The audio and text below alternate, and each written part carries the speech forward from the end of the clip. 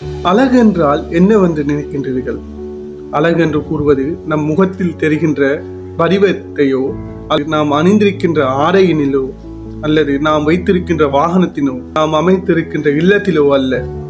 அழகு என்று கூறப்படுவது அது கண்களினால் அளவிடப்படுவது மாத்திரம் அல்ல.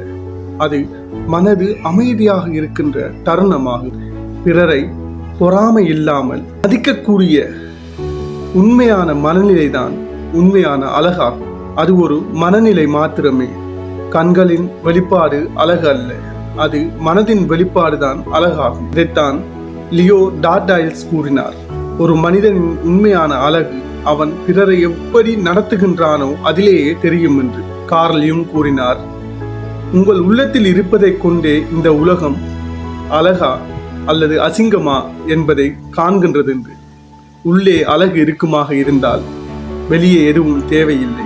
நீங்களும் உள்ளுக்குள் அழகை வைத்திருப்பீர்கள் என்று நம்புகின்றேன். இதனை உங்கள் நண்பர்களுக்கும் பகிருங்கள். விரைவில் மீண்டும் நான்